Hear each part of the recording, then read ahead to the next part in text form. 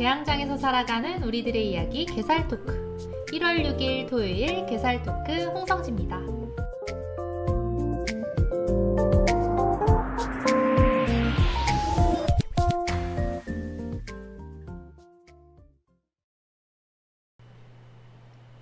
영국의 철학자 프랜시스 베이컨은 경험에 대해 이렇게 이야기했습니다.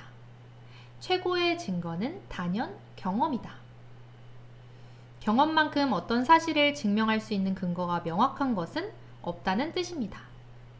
앞으로 경험할 것이 너무나도 많을 2024년 새해, 어떤 도전들을 앞두고 확신이 서지 않아 고민하고 있다면 이미 경험했던 기억들을 떠올려 보기도 하고 새롭게 경험할 수 있는 기회로 받아들여 보는 것은 어떨까요? 때로는 눈에 보이는 성과가 없어서 힘이 빠질 때도 있고 때로는 내가 하고 있는 이 일들이 큰 의미로 다가오지 않을 때도 있지만 세상에 필요 없는 경험은 없더라고요. 새해에는 새로운 모든 일들을 용기 있게 시도하고 이루고자 하는 방향으로 힘차게 나아갈 수 있도록 홍디가 여러분을 응원하겠습니다.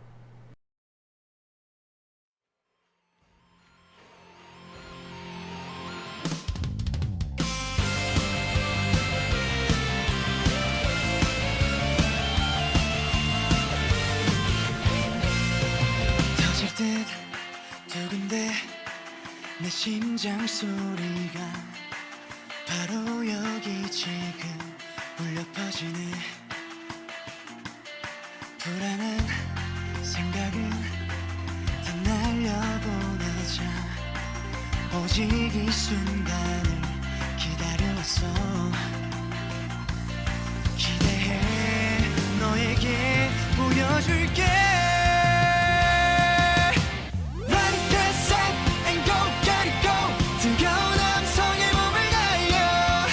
빠르게 더 가볍게 바로 지금 이 순간 다시 넘어진다 해도 돌아보진 않겠어. 여전히 내 심장 뛰고 있어. 숨이 턱 막힐 듯 지쳐가고 있어. 얼마 남지 않은 저 피니시 라인. 시간이 없어 나에게는 over and over. 여기서 멈출 순 없어. 다시 일어나. Run it, set and go, gotta go. 뜨거운 함성에 몸을 날려 더 빠르게 더 가볍게 바로 지금 이 순간 다시 넘어진다 해도 돌아보진 않겠어. 여전히 내 심장 뛰고 있어.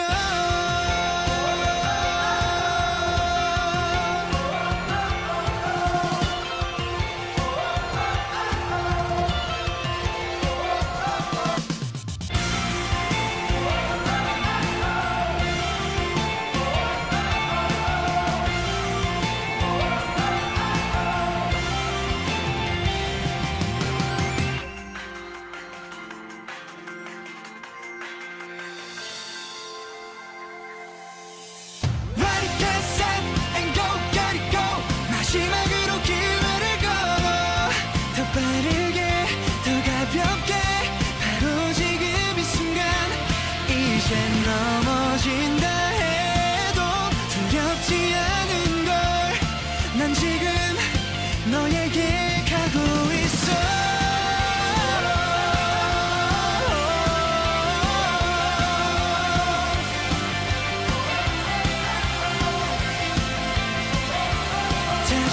넘어진다 해도 돌아보진 않겠어. 여전히 내 심장 뛰고 있어.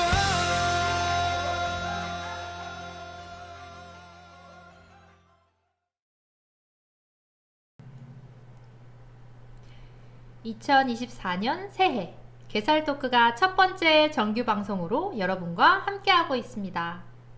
프로젝트 클립 유튜브 실시간 스트리밍으로 매주 토요일 저녁 7시 홍디와 함께하는 게살 토크. 재미난 사연과 함께 흥미로운 개항장의 이야기, 군침 도는 맛집 소개까지. 한 주를 마무리하는 주말 저녁 재미있고 알찬 게살 토크와 함께 하시면 좋겠습니다. 네, 이어서 게살 토크 첫 번째 순서입니다. 매주 개항장의 소식을 모아 소개하는 코너 개항장에는 어떤 일이? 이번 주 개항장에는 어떤 일이 코너에서 소개할 이야기는 우리나라 최초의 공원 이야기입니다.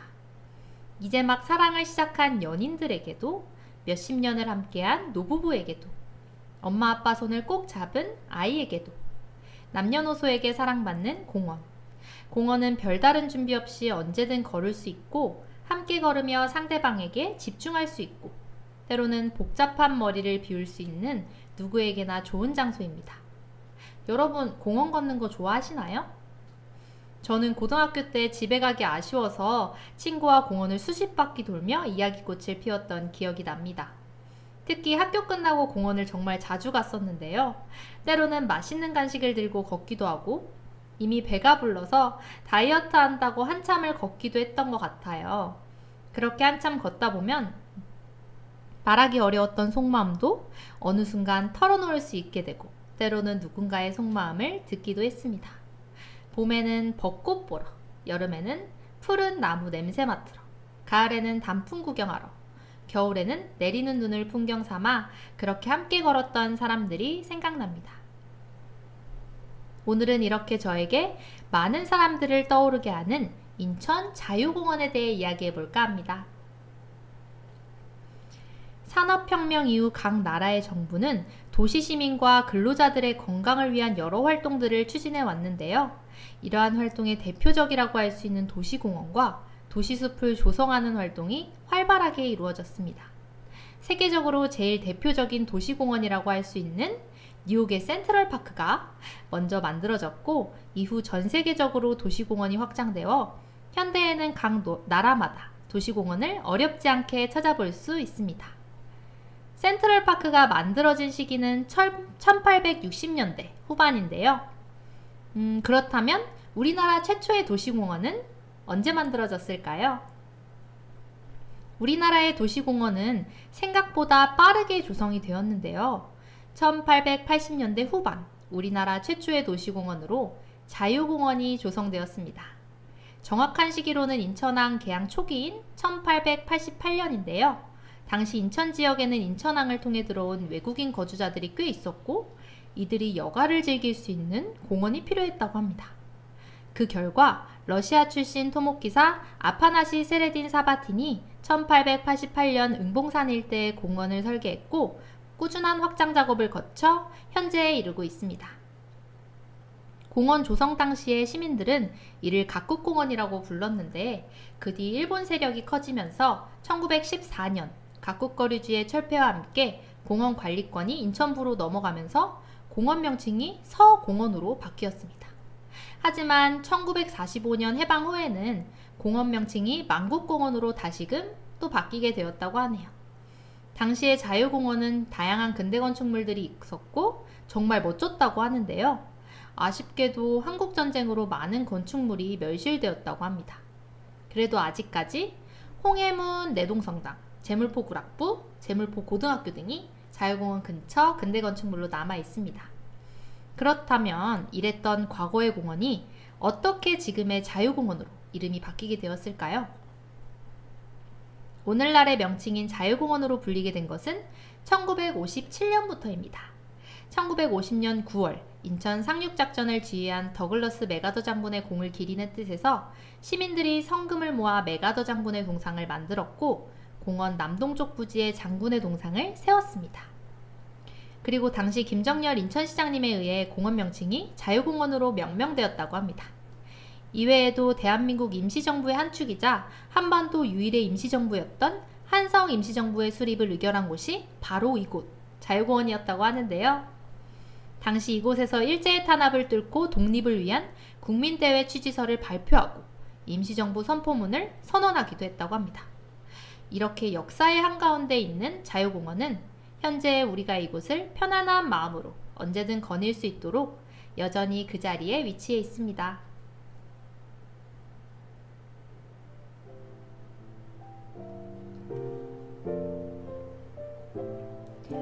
사실 학생 때 정말 공원을 자주 오가면서도 이런 의미 있는 역사가 담긴 곳인지는 몰랐었거든요. 알고 나니까 이 공원이 좀 더 소중하게 느껴지는 것 같습니다. 저는 이 공원에 개인적인 추억들이 참 많아요. 어떤 남학생에게 이곳에서 서툴고 어색한 고백을 받기도 했었고, 힘들었던 고등학교 시절 이곳을 거닐며 위로를 받았던 기억들이 새록새록 떠오릅니다. 가끔 근처에 방문하면 자유공원을 거닐곤 하는데, 그럴 때마다 그때는 안 보였던 자유공원의 석양이 다시 보이기 시작하고, 그때는 넓게만 느껴졌던 자유공원이 아늑한 추억의 공간으로 느껴지곤 합니다. 여러분은 공원에 어떤 추억이 있으신가요? 그럼 여러분만의 추억 떠올리면서 들을 노래 한 곡 띄워드리겠습니다.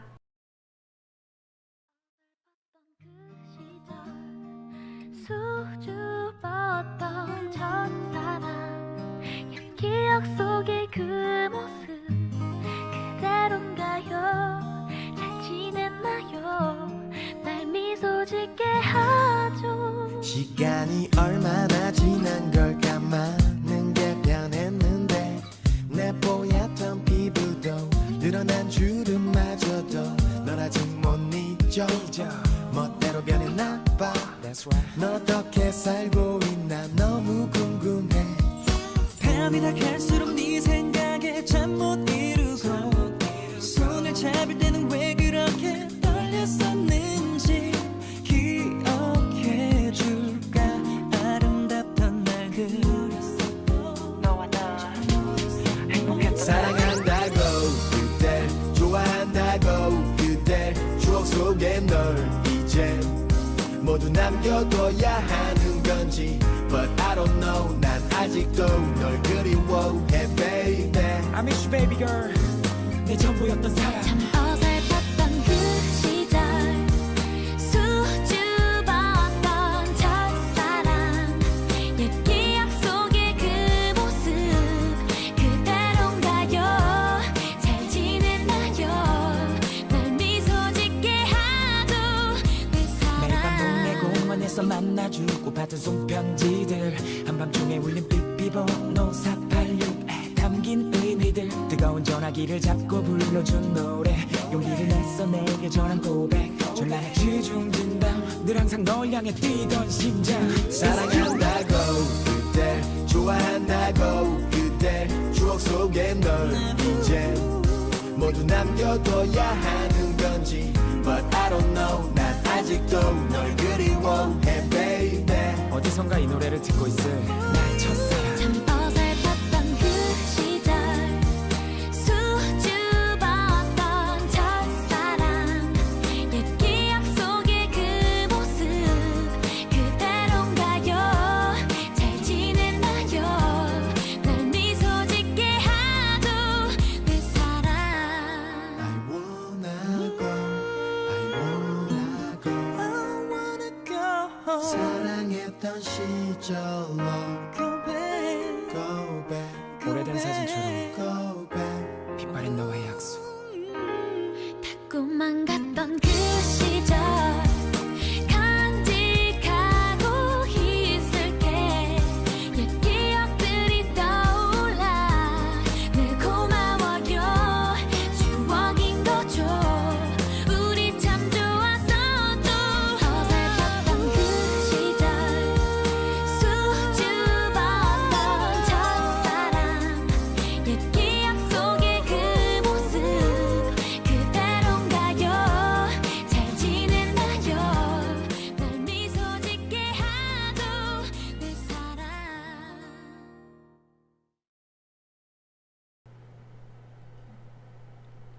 이어서 새로운 해의 첫 번째 토요일을 맞아 오늘은 특별하게 동인천 뉴스 진행해볼까 합니다.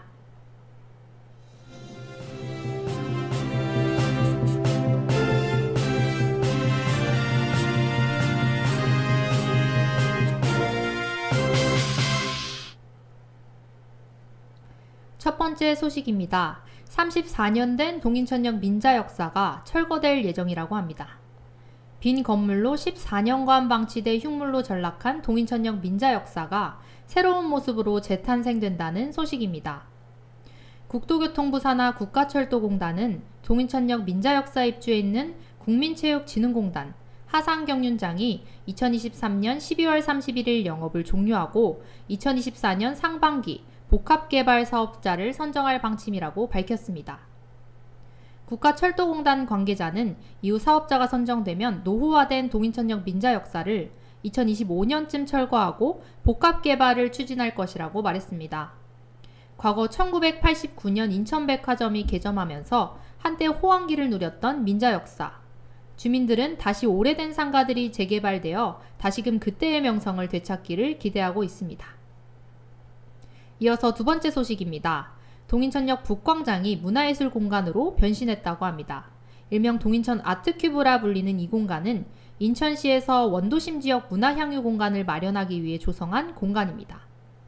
해당 공간은 동인천역 북광장 부지의 전시와 사무실 공간, 오픈형 무대로 구성하였고 야외 무대는 기획공연, 동아리 발표회, 버스킹 등 문화공연이 항상 펼쳐지는 무대로 운영될 예정이라고 밝혔습니다. 또한 내부 공간 일부동은 지역 예술인과 시민을 위한 예술활동과 창작연습 공간으로 활용된다고 합니다. 네이버로 대관 신청을 진행하면 인천시민 누구나 무료로 사용할 수 있게 개방된다는 반가운 소식입니다. 네, 오늘은 이렇게 새해를 맞아서 특별하게 뉴스톤으로 개항장 소식 전해드렸습니다. 그럼 저희는 노래 한 곡 듣고 맛집 소개로 다시 찾아오겠습니다. 여러분, 연말이라서, 연초여서 모임 자리 많으셨죠? 저도 연말 파티, 연초 파티 초대받았는데 그때마다 뭐 사들고 가야 할지 애매할 때 많더라고요. 그럴 때마다 저는 무난하게 케이크 사가는 편인데요. 맛도 있고 사진도 예쁘게 나와서 뿌듯하더라고요. 그래서 오늘은 케이크 맛집 추천해드릴까 합니다. 동인천역 2번 출구에서 나와서 걸어 올라오면 보이는 초록색 가게, 동인천의 디저트 맛집 그린 게이블입니다. 이곳은 기본적인 커피 메뉴부터 시그니처 음료와 다양한 디저트를 판매하고 있습니다. 저는 이곳의 딸기 케이크와 스콘을 먹어봤는데요. 모든 디저트를 사장님께서 직접 만드셔서 그런지 너무 달지도 않고 맛있더라고요. 특히 스콘에 클로티드 크림과 잼을 올려서 맛보면 고소한 클로티드 크림의 우유향과 달콤하고 새콤한 잼의 풍미가 입안에서 적절하게 어우러지면서 함께 먹는 스콘을 더욱 빛나게 해주더라고요. 그리고는 예쁜 잔에 나오는 따뜻한 홍차 한입 하면 천국이 따로 없습니다. 그리고 오늘 따끈따끈한 그린 게이블의 소식 전해드리겠습니다. 사장님이 딸기 빅토리아 케이크 구우셨대요. 그리고 다양한 맛의 향긋한 밀크티도 준비되어 있다고 합니다. 그린 게이블은 일반적인 카페 시그니처 메뉴랑 다르게 디저트든 음료 메뉴든 향이 굉장히 고급스럽고 진하게 나는 게 특징인 것 같아요. 우리 동네 놀러온 친구에게 커피 정말 맛있다고, 센스 있다고 칭찬받고 싶으신 분들 이곳 그린 게이블 방문하셔서 맛난 디저트와 따뜻한 음료 한 잔 추천드립니다. 그럼 오늘 달콤한 디저트 소개에 이어서 눈이 호강하는 전시 소개입니다. 인천역에서 가까운 곳에 위치한 인천 아트 플랫폼에서 진행하는 전시입니다. 먼저 12월 7일부터 1월 21일까지 진행하는 윤재민 작가의 호박과 함께하는 어떤 전시입니다. 전시는 인천 아트 플랫폼 23 프로젝트 스페이스 3에서 진행됩니다. 전시를 진행하는 윤재민 작가는 개인의 사고방식에 따라 다르게 형성되는 이미지에 관심을 가지고 사운드와 영상을 통해 다양한 실험들을 이어오는 작가입니다. 해당 전시명과 동일한 호박과 함께하는 어떤 작품은 영상 속 주인공인 정영문의 장편소설 프롤로그, 에필로그 중 호박과 관련된 이야기를 모티브로 한다고 하는데요. 경이로운 생명체인 호박에 대한 자유로운 상상을 통해 정신적 자유를 수행하는 데 도움이 되는 일종의 정신적 스트레칭 연습을 시도하는 모습을 보여줍니다. 이렇게 글로만 들으면 어렵게 느껴지실 수 있어요.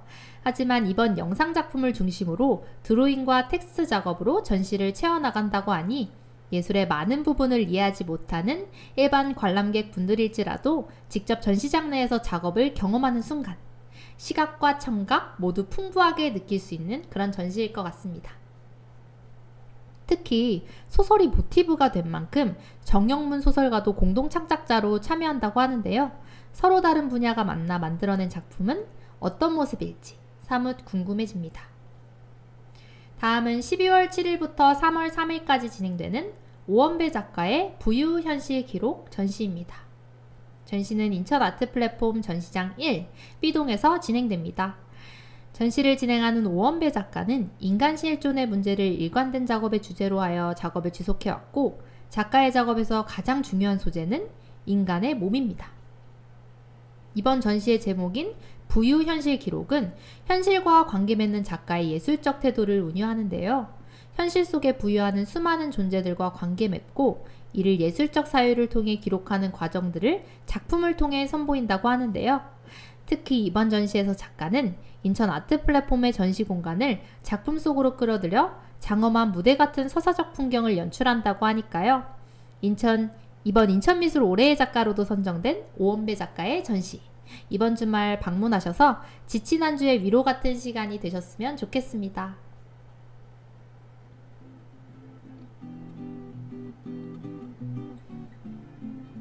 네, 벌써 오늘 1부 마무리가 되었네요. 오늘도 2부 시작하기 전에 깜짝 퀴즈 나가야겠죠? 오늘의 퀴즈 전에 지난주 퀴즈 정답 맞추고 가겠습니다. 1883년 개항 이후 신포동은 바다로 통한 내가 있다는 뜻의 순우리말 이름을 한자로 써서 개포동이라고 불렀는데요. 그렇다면 개포동 이전에 사용되었던 신포의 순우리말은 어떤 이름이었을까요? 정답은 터진개였습니다. 정답 맞춰주신 분들한테는 선물 보내드리겠습니다. 자, 이어서 이번 주 퀴즈 나갑니다. 대한민국 최초의 도시공원, 이곳의 이름은 무엇일까요? 메가더 장군이 있는 그곳이죠. 정답을 아시는 분은 프로젝트 클립 개살 토크 영상 하단 이메일이나 유튜브 댓글로 정답을 남겨주시면 됩니다. 추첨을 통해서 정답을 맞추신 분에게는 선물 보내드리겠습니다. 그럼 저희는 노래 2곡 듣고 2부 사연 코너로 찾아오겠습니다.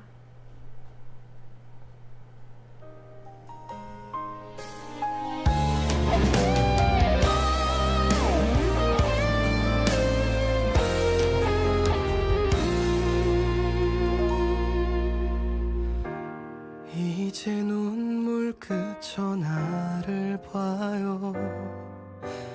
우는 그대 더 아름다워.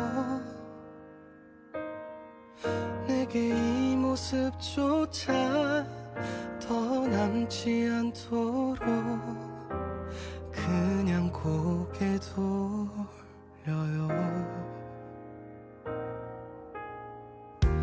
그저 미안한 마음뿐이죠. 그댈 위해 해줄 게 없어. 모두 이해할게요. 그댈 아끼는 마음 그분들도 같을 거란 걸. 한참 동안을 비틀거렸죠. 그댈 사랑했던 그만큼 떠나가요. 아주 먼 곳으로. 그대 소식 내게 올 수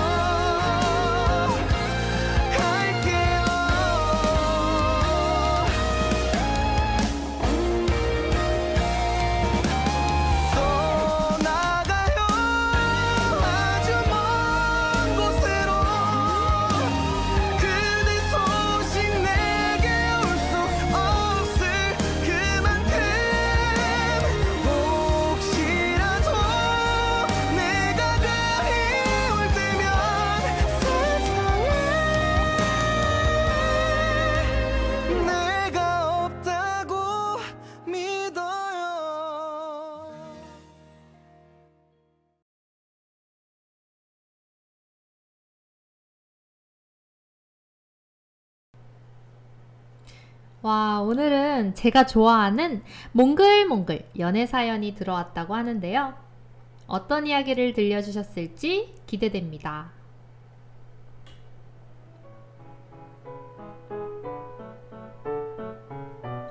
안녕하세요. 저는 연애 2년차 개살입니다. 20대 초반 그동안 짧게만 만나오던 전 연애와는 다르게 이번 연애는 저에게 확실히 달랐습니다. 어머, 2년 차면 진짜 좋을 때 아닌가요? 그동안 했던 연애랑 다른 게 느껴졌다고 하니까 저 벌써부터 심쿵했잖아요. 이어서 사연 한번 들어볼게요. 저와 남자친구는 껌딱지입니다. 거의 매일 붙어 있어서 친구들이 저희를 껌딱지라고 불렀어요. 2년을 만나는 동안 매일 만났지만 싸우는 일은 전혀 없었습니다. 아주 사소한 것들도 서로 양보하고 맞춰주면서 행복한 연애를 이어나가고 있었습니다. 그런데 얼마 전 저는 처음으로 남자친구와 다신 안 볼 사람처럼 크게 싸우고 말았습니다. 정말 말도 안 되는 기가 막히는 이유로요. 저 달달한 연애 사연인 줄 알았는데 아니었나 봐요. 우리 사연자님한테 무슨 일이 있었던 거죠?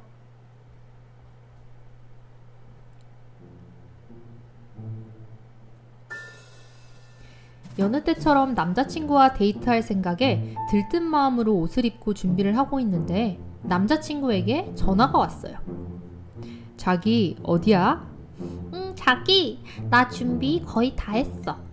내 친구가 자기가 궁금하다는데 오늘 같이 밥 먹을까? 생각해보니 2년 동안 매일같이 만나면서 서로한테 집중하느라 남자친구의 친구를 소개받거나 만난 적이 없더라고요. 저는 남자친구의 절친은 어떤 사람일지 궁금하기도 하고 나를 소개할 정도면 우리 사이가 꽤나 돈독한가 보다 하는 생각에 기분 좋게 밤 약속을 수락했습니다. 여기! 약속 장소에 나가니 남자친구와 그의 절친으로 보이는 사람들이 함께 나란히 앉아 있었습니다. 근데 이상하게 그 친구가 저를 처음 보는 눈빛부터 묘하게 차갑게 느껴지더니 그날 밥을 먹는 내내 저를 민망하게 만들었습니다. 근데 그 옷 유행 지나지 않았나? 그래? 너 향수 땡땡 브랜드지? 나는 그렇게 흔한 향수는 좀... 너 땡땡이한테 잘해. 얘 고등학교 때 인기 진짜 많았어. 아, 진짜? 알겠어. 그렇게 처음 만난 남자친구의 절친은 아주 사소한 것들까지 전부 꼬투리를 잡고 나서야 저를 집에 보내줬습니다. 좀 이상한데요, 이 사람? 저는 아무래도 속이 상해 남자친구에게 이야기를 꺼냈어요. 자기야, 나 너무 속상해. 우리 자기가 왜 이렇게 속상할까? 자기 친구 나 싫어하는 것 같아. 에이, 그게 무슨 말이야. 자기 못 느꼈어? 계속 내 흉만 봤잖아. 아니야, 걔가 원래 장난기가 많아서 그래. 놀리는 거야. 남자친구는 눈치가 없는 건지 모르는 척을 하는 건지 제가 하는 이야기를 제대로 귀담아 들으려고 하지 않더라고요. 그렇게 몇 번을 그 친구의 행동으로 실랑이를 하다 남자친구가 그 친구를 자주 만나지 않는 것으로 약속하고 이야기를 마무리 지었습니다. 당연히 저희는 다시 꽁냥꽁냥 좋은 사이로 금세 돌아왔어요. 그렇게 꽃길 걷기만 남은 줄 알았는데 저에게 자꾸만 이상한 사건들이 생겼습니다.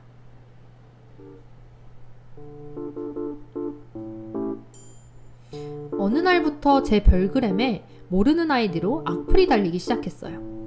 성형괴물, 다 고쳤는데 못생겼네. 남자친구가 아깝다. 나 같으면 헤어질 듯. 저는 누군지도 모르는 사람들에게 달린 댓글들로 잠도 제대로 못 잘 정도로 정말 많은 스트레스를 받았었어요. 그러던 중 남자친구가 오랜만에 다시 그 친구를 만나러 간다고 하기에 쎄한 기분에 함께 그 자리에 따라 나섰고 그 친구는 절 보자마자 또 차가운 표정으로 얼굴이 굳더라고요. 그렇게 차가운 공기만 흐르던 식사 자리에서 또 하나의 사건이 발생했습니다. 남자친구 앞에 있던 밑반찬이 떨어져서 가지러 가려던 찰나 그 친구가 앞접시를 휙 낚아채더니 자신이 가져오겠다며 셀프파로 가더라고요. 그 친구가 잠시 자리를 비운 그때 식탁 위에 올라가 있던 그 친구의 휴대폰에 별글의 알림이 울렸습니다. 아, 설마 아니겠지. 근데 어디서 많이 본 아이디더라고요. 어디서 봤었는지 떠올리던 찰나 제 머릿속을 스치는 기억. 그 친구의 별그램 아이디는 저에게 매일 저녁 악플을 달던 그 아이디였습니다. 그 친구의 아이디가 분명했지만 순간적으로 놀란 마음에 그 자리에서 당장 따지지는 못했어요. 저는 집으로 돌아오는 내내 그 친구가 어떤 이유로 나한테 그랬을까? 아무리 이유를 떠올려봐도 타당한 이유를 찾지 못했습니다. 그 이후 혼자 고민하길 수차례 결국 남자친구에게 이 사실을 털어놨습니다. 매일 저녁 저를 괴롭히던 악플의 주인공이 남자친구의 절친이라는 사실을요. 남자친구는 그럴 리가 없다며 고등학교 때부터 봐왔던 친구기에 자신이 제일 잘 안다고 순하고 바보 같은 놈이라고 그 친구를 감싸더라고요. 그리고 그럴 이유가 전혀 없다면서요. 맞아요. 남자친구는 남중 남고 공대 여사친이 없습니다. 저에게 계속해서 악플을 달던 그 친구도 남자친구와 같은 남자 동성친구거든요. 그래서 저는 더더욱 그 친구의 행동을 이해하기 어려웠습니다. 마치 남자친구를 저에게 뺏긴 것 같은 그런 표정과 행동을 자꾸만 보여줬었으니까요. 그렇게 제 남자친구와 저는 그 친구를 두고 계속해서 다투고 싸우는 일상이 반복되었습니다. 남자친구도 저도 너무 지치고 힘든 마음에 헤어짐을 고민하게 되자 이제는 더 이상 참을 게 뭐가 있나 싶더라고요. 그래서 그동안에 있었던 일들에 대한 이유라도 듣기 위해 결국 그 친구를 단둘이 만나게 되었습니다.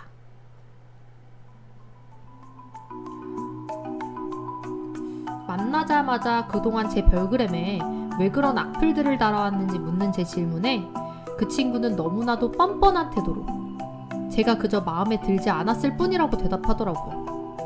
그리고 그 특유의 차가운 눈빛으로 저를 내려다보면서 사실은 자기가 먼저 좋아했으니 제가 포기하라는 말도 안 되는 이야기를 했습니다.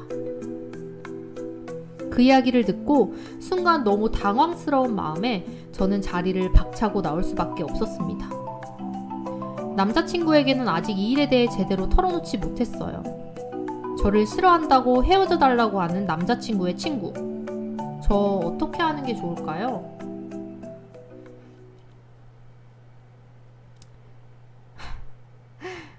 무슨 드라마의 한 편 같은 그런 사연이었어요.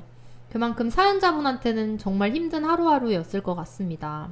게다가 매일 밤 시달리는 악플의 주인공이 남자친구의 절친이라는 게 근데 그 친구분이랑 둘이 대화하시고 나서도 악플이 달리고 계시진 않죠? 그러면 안 될 텐데요. 우리 사연자님 얼마나 속상하실지 그 친구분한테 화가 나면서도 사연자분을 생각하면 제가 너무 마음이 아프네요. 저는 남자친구분에게 친구분과 두 분이서 만나서 나눴던 대화에 대해서 조금 솔직하게 이야기를 하고 더 이상은 만나지 않았으면 좋겠다고 이렇게 단호하게 이야기하실 필요가 있을 것 같아요. 만약 계속 만나겠다고 하면 나랑은 헤어지는 거라고 단호하게 다시 얘기를 할 필요가 있을 것 같습니다. 저도 많은 사람들을 만나오진 않았고 삶의 경험이 풍부하지는 않지만 그동안 누군가를 만나오면서 확실하게 느낀 게 있거든요. 결국 내 곁에 남을 사람은 어떻게든 남아 있습니다, 여러분. 사연자님을 상처 주는 사람하고 오래 함께 할 필요는 없다고 생각하니까요. 가장 소중한 사연자님을 먼저 챙기시는 게 중요할 것 같습니다. 사연자님 이번 기회에 남자친구분과 속 시원하게 터놓고 얘기해보시면 좋을 것 같고요. 그동안 마음 고생했던 사연자님을 위해서 홍디의 위로를 담은 선물 보내드리겠습니다. 다시금 남자친구분과 잘 해결하셔서 꽁냥꽁냥 좋은 사이로 돌아오실 수 있도록 응원의 노래도 한 곡 띄워드릴게요.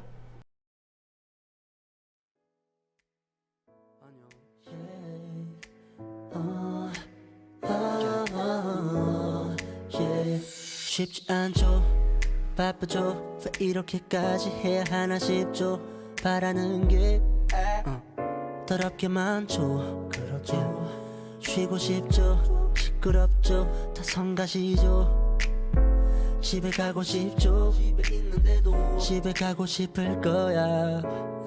그럴 땐 이 노래를 초콜릿처럼 꺼내 먹어요.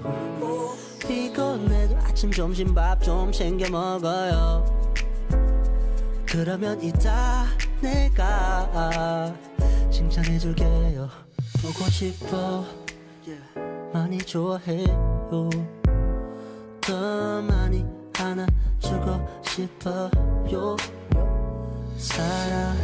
사랑 비슷한 걸 해요.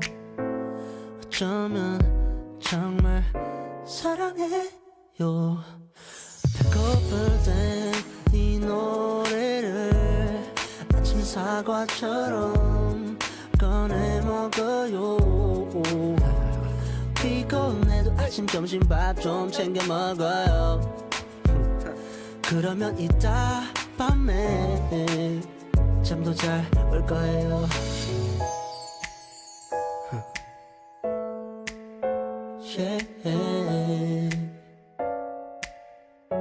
힘들어요.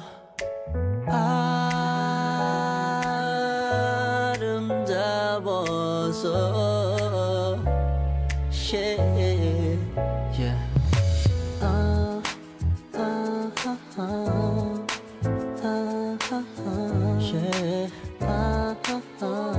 알아봐줘요 나를.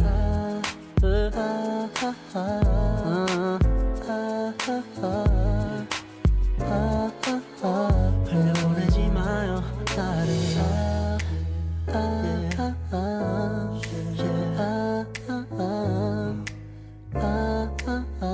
사랑해줘요 날.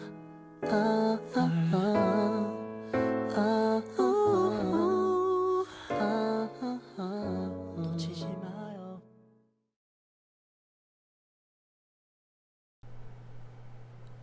네, 자이언티의 꺼내 먹어요 듣고 왔습니다.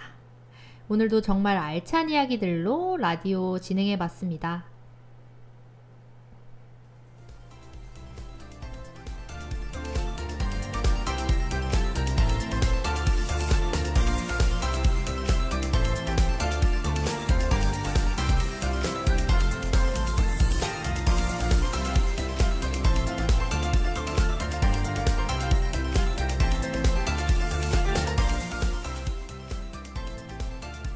다음 주도 여러분들의 다양한 사연들을 포함해서 더욱 재미있고 알차게 보이는 라디오로 찾아올 예정입니다. 때로는 웃기고 때로는 감동적인 여러분들의 이야기를 담아서 유튜브 프로젝트 클립 검색하시고 괴살토크 영상 하단의 이메일 주소로 보내주세요. 지금까지 촬영감독 이상희, PD 이권희, 음악감독 박지은, 그리고 저는 홍성지였습니다. 다음 주도 토요일 저녁 7시에 개항장에서 살아가는 우리들의 이야기 괴살토크로 놀러오세요.